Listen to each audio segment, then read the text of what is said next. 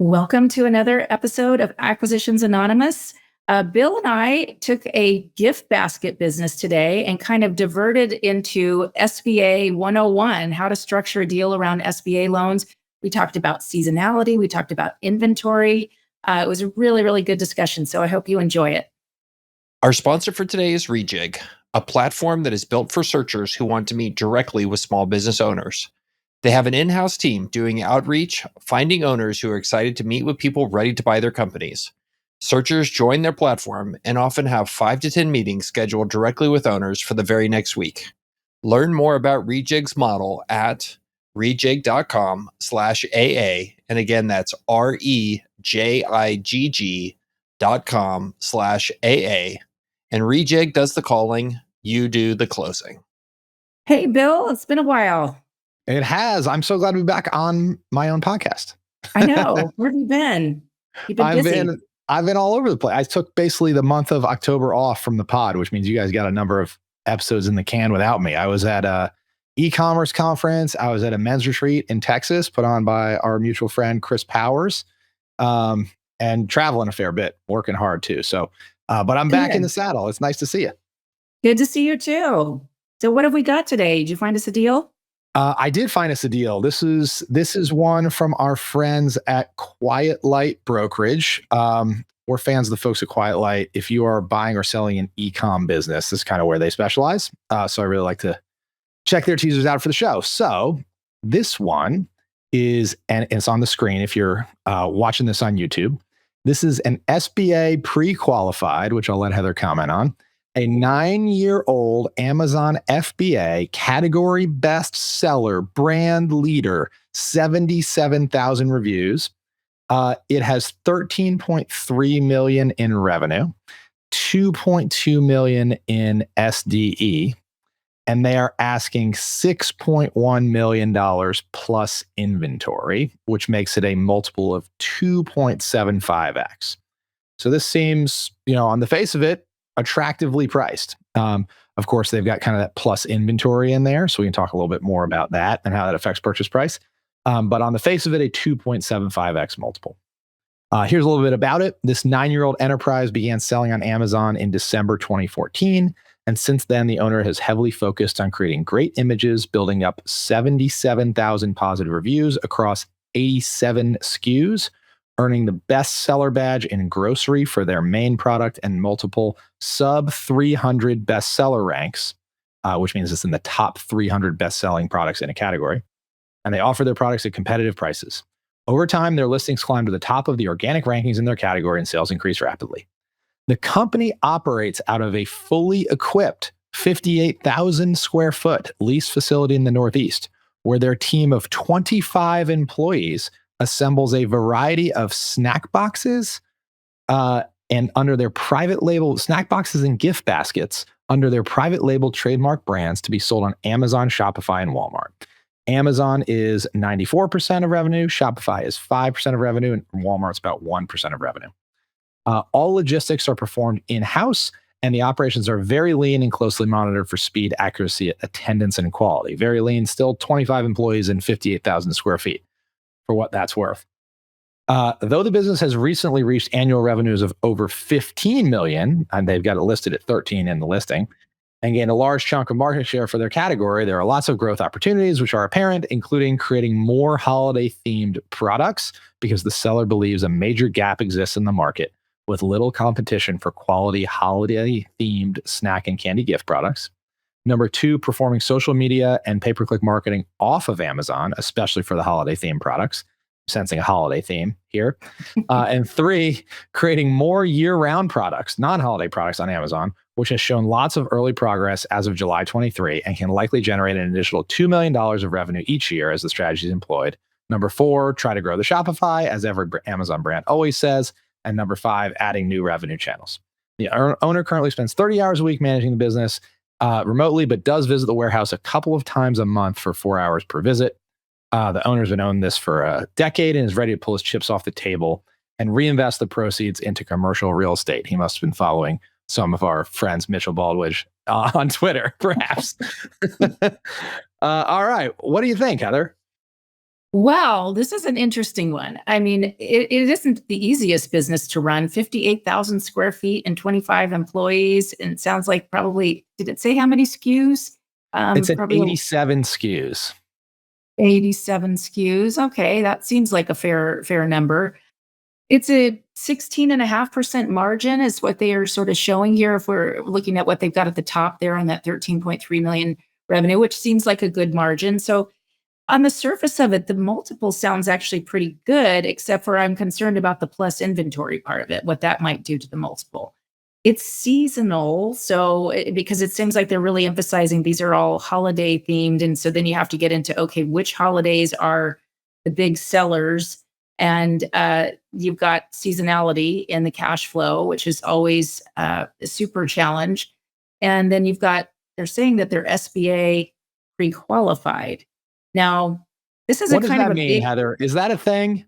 What is not that? All these listings say that. it's a marketing thing, right? So they're not this nobody in an underwriting or credit position in a bank probably ever looked at this. This is something that the broker would have shown a salesperson. The salesperson would have give a cursory look and not ask too many difficult questions and say, "Oh, sure, we'd lend on that if everything is great." The thing that I'm finding interesting though here is this size of this business for SBA is kind of iffy to me because at 2.2 million, let me see, what's our purchase price? SBA maxes out at 5 million. So 2.2 times Yeah. 2.75 is 6. 6.1. Yeah, So 6.1 plus inventory. yeah, plus inventory, right. So if you're going to go SBA, your max debt here is 5 million, which is only a little over 2 turns of that net income that's shown. So meaning depending on you're going to have to pay quite a bit of equity. Are there, I know your old bank used to do kind of an SBA plus where they do the 5 million of SBA and then, an extra debt facility on top. Is that still out there in this environment or no? It's harder to get. It is still out there. It is still out there. I've done a few already this year and I have a few more in underwriting now. It's harder to get. The banks that do it, there are only really kind of 3 that are regularly doing that program, and they're each very picky when a deal is of that size and they have to take that kind of exposure. So it gets hard. To really get kind of your average SBA underwriting, you need to not need that pari passu piece. A regular $5 million SBA is all you're going to be looking at. As soon as you're outside of that, it's a lot harder. So you really start to thread the needle when you need to borrow more than 5 million. Correct. It's got to like a lender's got to really like it.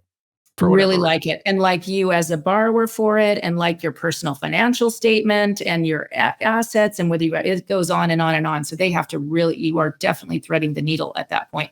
When I see something over 2.2 million in EBITDA, anywhere between 2 and 3, I kind of call that in my head no man's land for SBA and conventional. Too small for conventional, maybe getting a little too big for SBA. Even with a great company in that size range, financing will be difficult. That's the first thing that I kind of internalize when I see a company of that size. I feel like this is just like one of the huge inefficiencies in today's M&A market, and it has persisted at least for the last decade since I've been doing it. This has always been the problem in that your SBA debt maxes out at 5 million, and that implies kind of a EBITDA range of 1.5 million or so for a small business transaction. Yeah. So at over above 1.5 million of EBITDA, SBA is not really a choice. But then private equity doesn't really get interested on the low end until about 3 to 5 million of EBITDA.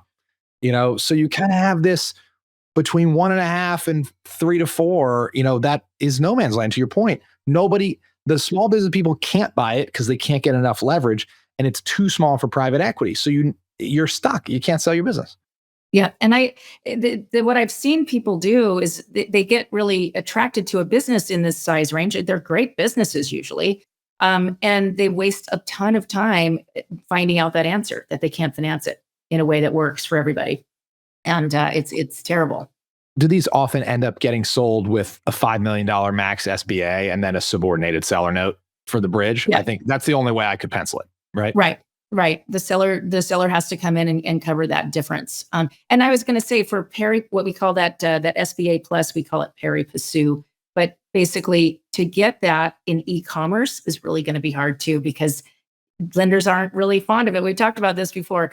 Lenders aren't really experts in the e-commerce industry, and they have a really hard time with it. So this one would be really tough for that reason. Yeah, everybody hates e-commerce. I know. Yeah, sorry, Bill. I know. It's I'm tough. trying to change the world, but it's not working there. Yeah, you can get SBA deals done in e-com. I don't want people to think that it's not possible, but lenders don't love it as much as they love B2B services or software, all these things that aren't so capital intensive and not subject to the whims of Google and Facebook and all of the risks we take in e-com. Right. Right. Yeah. So let's talk about this business specifically. The size is a little tough, but the multiple seems fair. You mentioned that it is seasonal. Seasonal scares the crap out of me from a working capital perspective. And seasonal, when it's food and thus could expire, even harder, right? Because the way seasonal business typically works is you do very little revenue or EBITDA all year. And then in Q4 for Christmas, you have to basically spend all your money in October to bring in a bunch of inventory. And then you do a full year of EBITDA essentially in November and December. And you hope you had not too much and not too little inventory. And if you have too much, you're stuck with it. Maybe it goes bad in this case, or the very best case, you have to sit on it for a full other 10 months and you can't get your capital out. Not great when you need to be servicing your SBA debt every month from January through October. Right. So it's a financing problem for sure. It's a working capital problem on its own. And then it becomes a double problem if you're trying to buy a seasonal business and you have acquisition debt, because you're probably also going to need inventory-based financing, right? To try to spread out that cash need. And usually there's not enough room for both types of debt on a business with the cash flow and all that, and getting the lenders comfortable with each other. It's just very, very hard to do. Heather, when people can you go in with an SBA loan? I know you can take cash to the balance sheet at close, but can you go with an SBA loan and put a line of credit in place simultaneously? So you kind of get rid of that pari passu argument up front. You don't have to, because it's so hard to bring in later, right? If there's already senior debt, you got to get everybody to agree. You got to kind of do it all at close. Is that possible?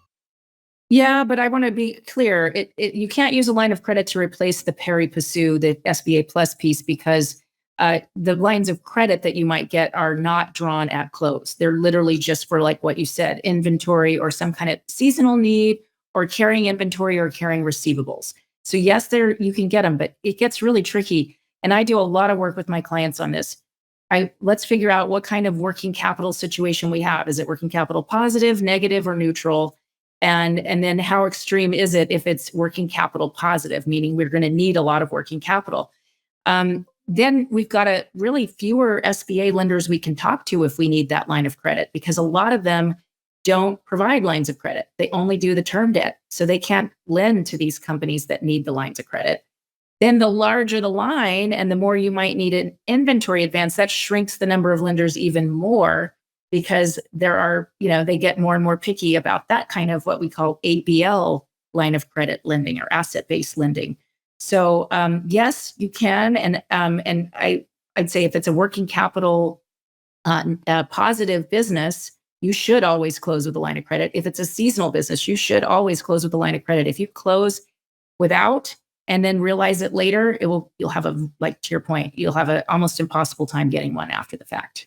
Yeah, and you can't. It's because, just to explain why it's so hard, the new lender, when they try to come in to do your line of credit, they're going to see existing lender in there in a senior first lien position with all the assets locked up, and you can't borrow without their approval and all this stuff. And they go, well, we don't do junior debt. We don't want to be behind these guys, right? And these guys are not going to let us go in front. And so they go, I don't know where I fit in the capital stack as a new lender. There's no assets. There's no collateral.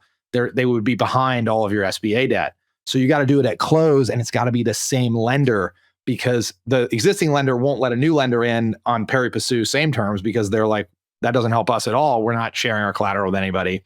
So they have to sort of share with themselves. So the only way in, once you have an SBA debt from a bank, that bank is now your only option for line of credit, unless you refinance the entire thing, which is really annoying. Now, Sometimes they will carve out. Sometimes your existing SBA lender will carve out the receivables and inventory for a line of credit. And I have seen that a few times, but it's extremely difficult. Like, don't expect that to be the case.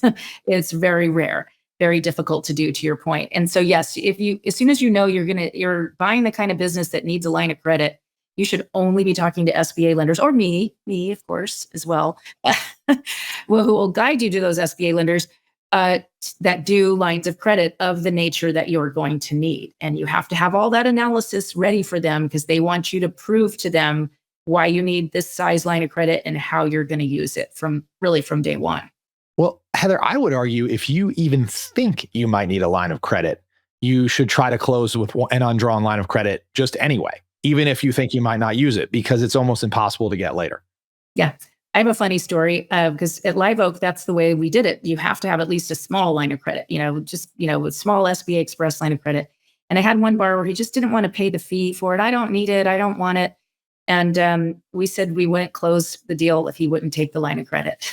And he took it and he closed the deal. And, I don't know, sometime in that first year, he started drawing on it, and he called me and he goes, "Oh, you know what? You were right.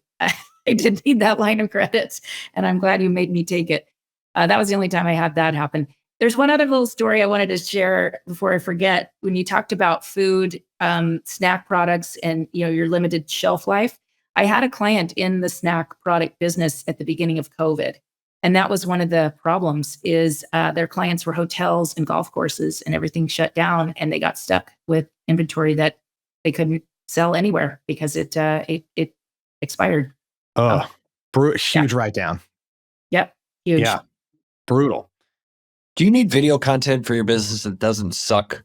Double Jump Media is your one-stop shop for high quality, highly engaging video content. They have over a decade of experience producing great, memorable videos for their clients across North America and beyond. And those clients have taken those videos and turned that into millions more in sales for their business to help them grow and achieve their goals. And a distinguishing characteristic that sets them apart is they have a small team that does everything in-house. So what you see on their portfolio page and what you see on their website, that's what you're going to get. They do everything soup to nuts: consulting, scripting, strategy, production, post-production, helping you put it all together to produce something that is just as top-notch as your brand. So whether you're rebranding an existing product, you've just bought a business, or you're trying to grow the one that you have, the Double Jump team is one that is down to clown. By the way, they wrote that down to clown thing. I know what it means, but it sounds awesome. So to get in touch with them, visit doublejump.media, fill out their form, tell them that we sent you, have an introductory call at no cost to you, and figure out what's best for your business. They're great folks and can help you on your journey in producing amazing video content to help meet your business needs and goals. And thanks to them for sponsoring today's episode. So let's also talk. I love how this has become like a meta conversation about deal structuring and SBA strategy, which I think is why people listen to this podcast, not explicitly about gift basket businesses. But let's talk about inventory and acquiring inventory. So this listing is priced plus inventory. So it has always been one of my pet peeves, this plus inventory pricing, because I always say, well, can I buy the business without the inventory? And the seller, of course, goes, no, of course not. And I go, so you're saying that the inventory is required for the business to run? Well, yes. And I said, so why is it not included in the purchase price? And then they just sort of stutter and they go around and around. They go, well, that's because of the way it's done. The reason it's done this way is because they're trying to protect the seller from buying a whole bunch of inventory right at closing and then giving it all to you for free, right? Because inventory purchasing is lumpy and the seller's trying to protect themselves. The buyer would argue, though, I am also not here to bail you, seller, out of all of your poor inventory ordering decisions. So I once looked at a business, was a Halloween business. They had like $500,000 of inventory. But when you got into what the inventory was, like, some of it was, I don't know, Spider-Man or Batman or things that were kind of evergreen. But like at least half of it was like the 3 years ago meme costume, that like no one was going to get the joke anymore and like is just never going to sell, right? So basically what they were trying to do is sell buyer all of the inventory at par, right? At whatever the price the seller paid for it, bailing the seller out of all of this slow moving or unmovable inventory at par. So you, the buyer, have got to say, I'm not just buying your inventory. I need to go through and see how much of this is really saleable. Because in some cases, like the Halloween costume, some of it is just not saleable at all. And you shouldn't pay anything for that inventory at all. You can say, I don't care, throw it in the dumpster before I buy the business, or I'll take it off your hands, I guess, but I'm not paying a penny for it. Similarly, you'll also see stuff that's really slow. So like maybe they've got 2 years or 3 years of inventory, right, on a certain product. That's your buyer capital tied up for a long time. So a lot of times I'll see buyers structure deals where, we pay 0% for all inventory with more than 2 years of turns. We pay 50% of the value on inventory with 1 to 2 years of turns, and full value for inventory with under a year of turn. So you basically discount the inventory the slower moving it is. So you, the buyer, aren't just taking on all of sellers' problems, inventory problems. That's really smart. I like that a lot. And we bankers call that inventory that you can't sell obsolete inventory. That's our favorite little word there. Is there inventory obsolescence, to make it even more ridiculous the way we sound? But yeah, I think anything plus inventory, it's this whole argument of net working capital peg, that everyone sort of fights back and forth about. Is the seller going to leave you a reasonable amount of working capital, including inventory in this case, in the business, and only take the excess off the table? That would be the ideal situation. Or are they willing to leave you none and make you pay dollar for anything that you get? There's two schools of thought on that. But the main thing is, as a buyer, you have to be able to identify that normalized amount of working capital that you're going to need at close when you're offering at your LOI stage. Obviously, you're going to refine it better as you go along. But it's a need that I've kind of seen more and more, is that folks need some expert guidance and assistance with figuring that out early on in their deal so they don't blow up later. And I'm a big proponent of Q of E providers and getting it engaged as early as possible so that you can get that help. So this leads me to, I think, kind of like one of the biggest lies or fabrications or misdirections in small business M&A. And that is the SDE multiple. The SDE multiple, especially when a business is priced with inventory. So you got a plus inventory price and it's quoted as an SDE multiple. Let me let the Quiet Light guys off the hook. They didn't invent this. Every single broker does this. I've had many good-natured conversations with the guys at Quiet Light where I say, can we please do working capital peg? You guys could lead the industry in working capital peg. And they basically said, the industry doesn't understand working capital peg at this scale, which is true. So this is the way it's done, but this is the trap you got to avoid as a buyer, right? So this business is doing 2.2 million in income. Let's say it's SDE. Let's say, though, the owner is taking out $250,000, right? And you, the new acquirer, don't want to work in the business. So to get to EBITDA, you've got to take it from 2.25 to 2 is the real kind of EBITDA of it if you don't work in the business. So when you got an SDE multiple, you got to understand that it's actually a much higher multiple if you want to not work as full-time CEO. This is way more pronounced in small businesses. If it's got $500K of SDE and you got to hire a $200,000 CEO, your multiple just went up by 40%. What looks like a 3x multiple is actually a 5x multiple, right? When you take that, burden it with that CEO salary. So that's the one thing. And then the other thing that pushes the multiple higher is the plus inventory, right? So if you've got an extra $1.5 million of inventory on this thing, that makes the purchase price not 6.1, but 7.6.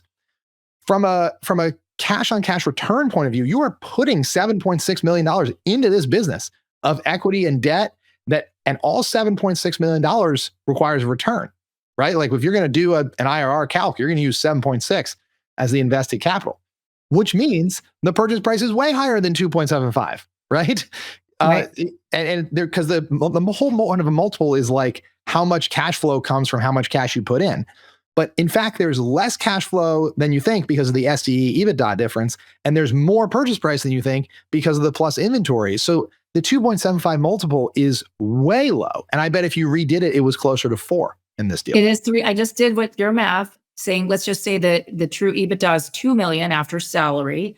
and you had to pay 7.6, I think you said it comes out to a 3.8 multiple. Okay. Now it's There you go. 3.8 for an Amazon business.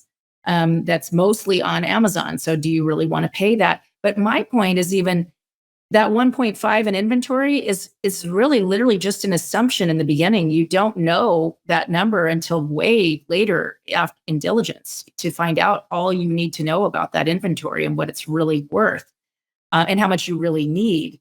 And to your point, then your cost to carry inventory going forward, that whole cost of doing business is also a risk that you have to take on. This one's tough. Yeah. So at 3.8, that feels way too high for a seasonal Amazon business. Starts to feel expensive. Yeah. So I guess my point is you got to understand what the real multiple you're paying, because it's easy to see it marketed at 2.75. And of course, I don't know if there's $1.5 million of inventory here. I just sort of assumed. I bet it would really depend. It's November as we record this episode. I very much believe there's probably even more than that in inventory right now. And probably significantly less by February, because hopefully they sell all of it through. Heather, how have you seen people argue about? I would say, I'm going to ask the question, but I'll make a statement first. One of the hardest sticky wickets to ever navigate is the working capital adjustment in a highly seasonal business during high season. Like that's almost impossible. Like how do buyers? Have you ever seen anyone do it, Heather?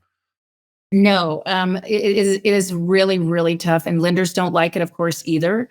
For those reasons, it's like a moving target. We don't know what the true up is going to be. We don't actually even know what the final sources and uses are going to be. I have a horror story of a business, two businesses merged together. This was years ago that I did, and they were in the seafood industry in two different markets. And, there's high seasons of different types of fish and shellfish at different times. And they closed at the absolute worst part of the year.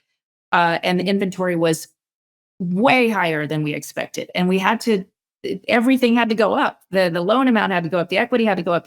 It was not an ideal situation for anybody. So I have seen it done very, badly, seen it, really kind of cause a lot of problems. I've also seen people try to buy at the low season, because at least at the beginning of the low season or somewhere around the beginning of the low season, where you stand. There's less stuff going on, right? We're down to where everything's kind of dormant, I guess, if you will.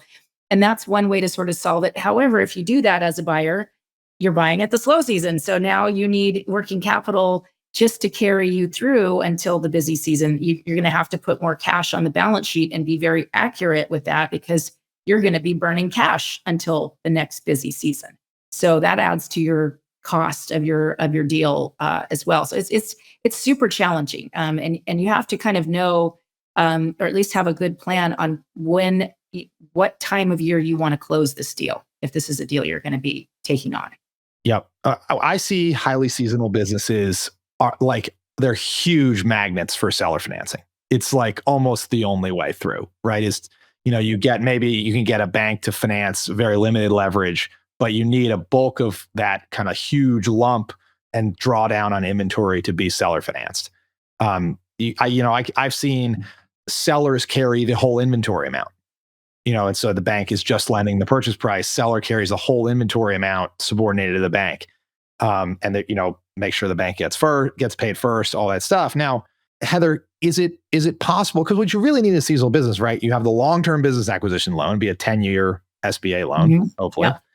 And then what you really need to close with like a fully drawn line of credit, right? That will get paid in a Christmas seasonal business like this one. If you're going to close November 1st, right? You've got a ton of inventory, but you're about to generate a ton of cash that should be able to pay down a fair bit of that note within a couple months.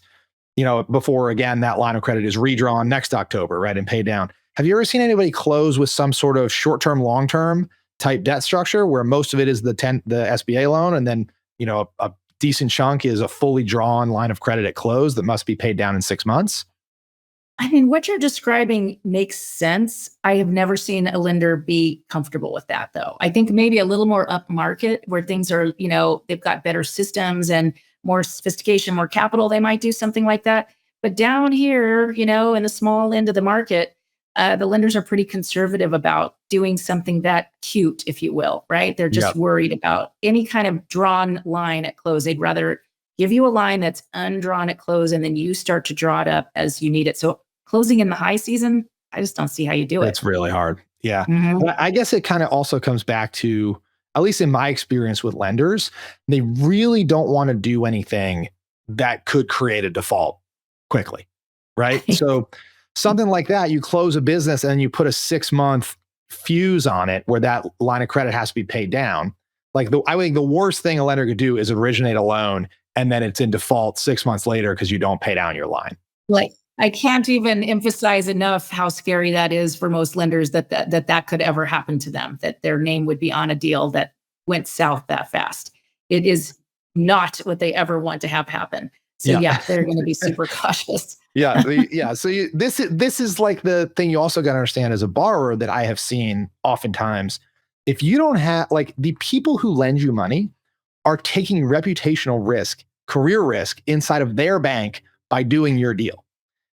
In order to get your deal over the finish line, they are going to have to go to investment committee and pound the table and say, Bill is a good credit risk, and I believe in this business, and let's do it. And then if you default, it's going to come back probably not just financially on that person in their bonus, but also reputationally, because they go, Yes. remember that stupid loan he made to Bill on that e-commerce business and went sour in 9 months, right? Yeah. Maybe we don't believe him next time.